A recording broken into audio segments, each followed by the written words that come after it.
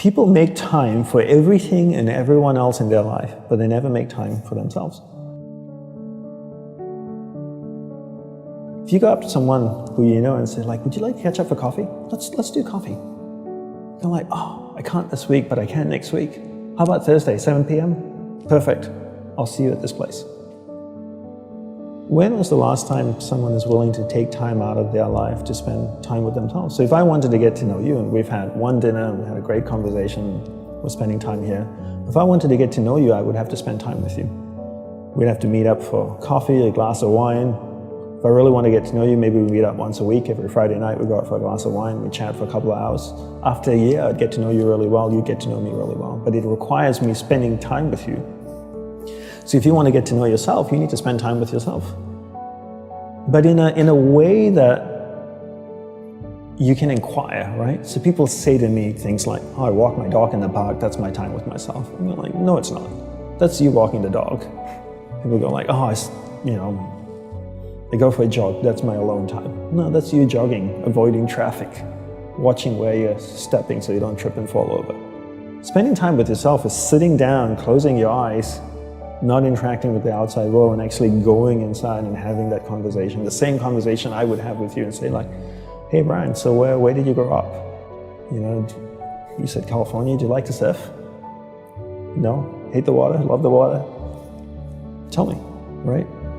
And people don't have that conversation, and because they don't have that conversation with themselves, they don't end up knowing what they want in life.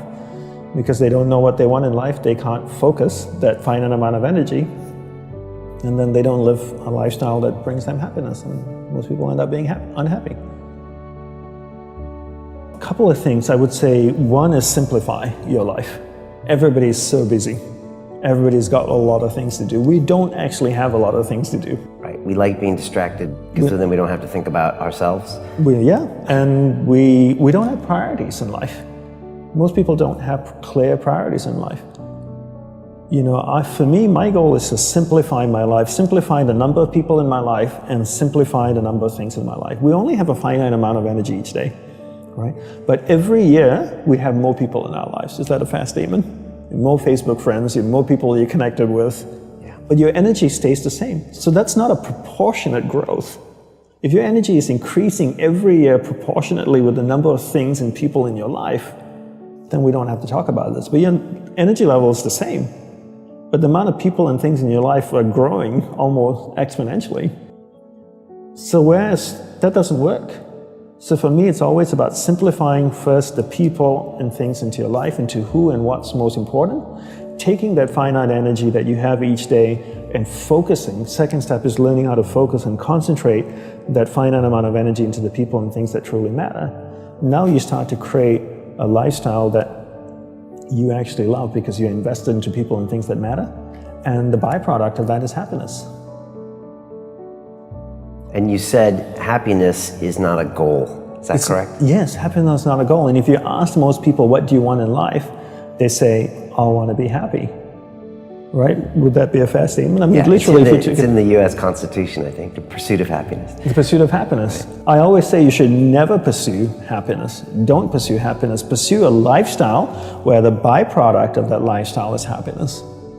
So happiness comes as a byproduct. I spend time with the people that I love. What is my byproduct? I'm happy. I spend time with people I don't like. I'm not happy. So don't pursue happiness. Pursue a lifestyle that gives happiness. But in order to pursue that lifestyle, you need to be clear what you want in life. What's your purpose in life? And people don't know this because they don't spend any time with themselves. People think that the more you meditate, the better it is. So 20 minutes of meditation is not as great as 3 hours of meditation. And it's actually not how we work. For us, we believe in quality as opposed to quantity. We spend the whole day preparing to meditate.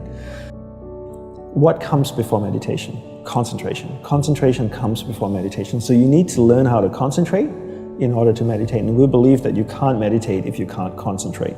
So we spend the whole day focusing on concentration. So when I spoke with someone in the monastery, I spoke with another monk, I gave them my undivided attention.